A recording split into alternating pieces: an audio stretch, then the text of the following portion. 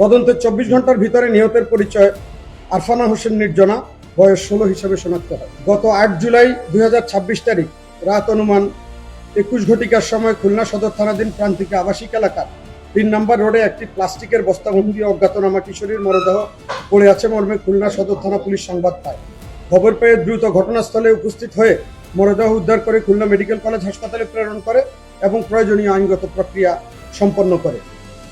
ঘটনার গুরুত্ব বিবেচনায় পুলিশ পরিচয় শনাক্ত ও হত্যার রহস্য উদ্ঘাটনের জন্য তাৎক্ষণিকভাবে তদন্ত শুরু করে।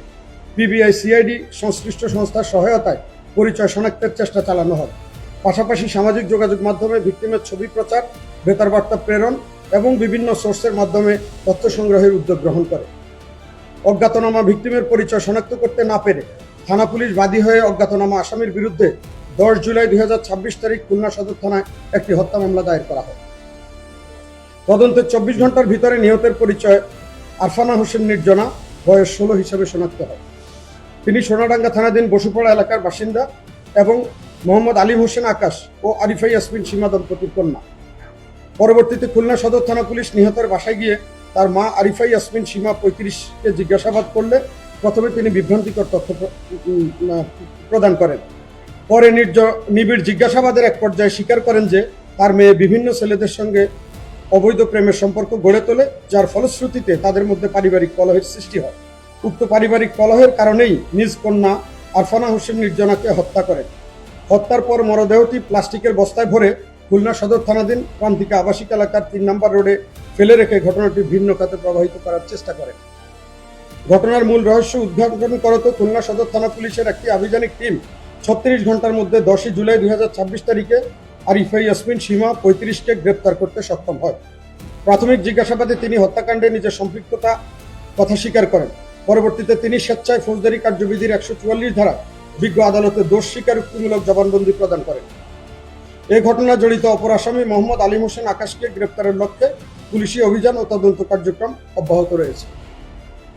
খুলনা মেট্রোপলিটন পুলিশ খুলনাবাসীর নিরাপত্তার জন্য সার্বক্ষণিক নিরলসভাবে কাজ করে যাচ্ছে। ধন্যবাদ।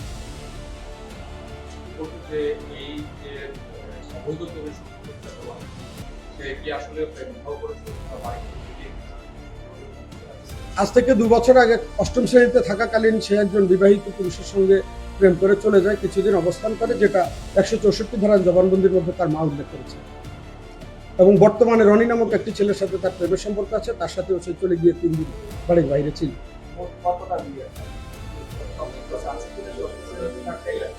অষ্টম শ্রেণীতে আমরা জেনেছি। না, এই তথ্যপত্র আমরা এখনো সংগ্রহ করিনি, যেহেতু সে আমাদের ভিকটিম। তদন্তে সবকিছু বেরিয়ে আসবে। না, এই দম্পতির আর কোনো সন্তান নেই, একমাত্র সন্তান।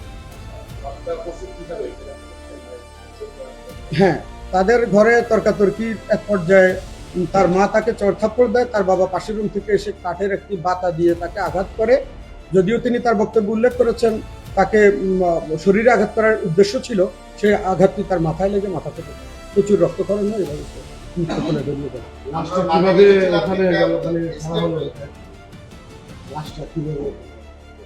লাশটা তারা আসলে সে যখন তার শরীরটা নিস্তেজ হয়ে যায় তারা বুঝতে পারে যে হয়তো সে মারা গিয়েছে, এই জন্য লাশটি গোপন করার জন্য তারা বস্তাবন্দি করে, প্রথমে তার বাবার লুঙ্গিতে, পরে বস্তাবন্দি করে বাইরে নিয়ে ফেলে আসে বৃষ্টির সময়। এখন পর্যন্ত তদন্তে মা এবং বাবার নাম এসেছে, আমরা এখন পর্যন্ত পাইনি, তবে তদন্তে আমরা পেলে অবশ্যই সেটা। মামলার বাদী হয়েছে পুলিশ। আপনারা জানেন আমার জীবনে, চাকরি জীবনে এটা একটি বিব্রতকর অবস্থা। ২৬ বছরে আমি এই ধরনের, কারণ মা বাবা দুজনই তার একমাত্র ওয়েল উইশার, সেখানে তারাই হত্যাকাণ্ডে অংশগ্রহণ করেছে। আমরা বিভিন্ন জায়গায় আলাপ আলোচনা করি ঊর্ধ্বতন কর্তৃপক্ষের সাথে, এবং যারা বিজ্ঞজন আছে আমাদের মধ্যে অভিজ্ঞতা সম্পন্ন, পরে তারা আমাদেরকে পরামর্শ দিয়েছেন। আর পুলিশ রাষ্ট্রপক্ষ, রাষ্ট্র মূলত বাদী হয়েছে বাসা থেকে।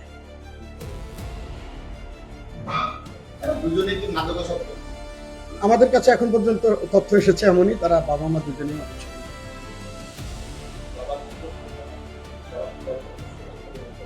দৃশ্যমান তার কোনো আয় নেই, টুকটাক ব্যবসা বাণিজ্য করে।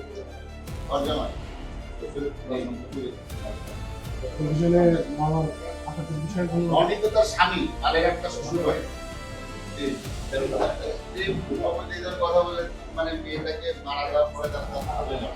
ওর তো বিবাহিত স্বামী, বর্তমানে বিবাহিত স্বামী। সেটা বললে মনে হয় মেয়েটা ভালো থাকতে পারে। আবার কি কোনো প্রেস পাওয়া গেছে? আমরা অচিরেই তাকে গ্রেফতার করতে পারবো। আপনারা জানেন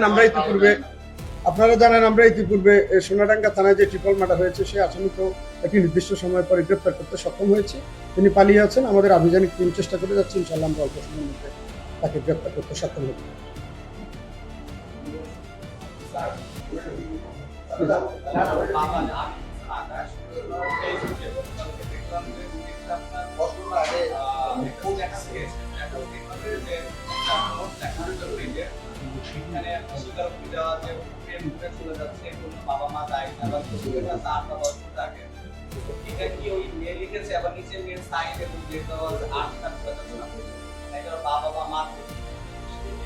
আমরা খতিয়ে দেখবো, তদন্তকারী কর্মকর্তা নিশ্চয়ই বিষয়টি খতিয়ে দেখবেন।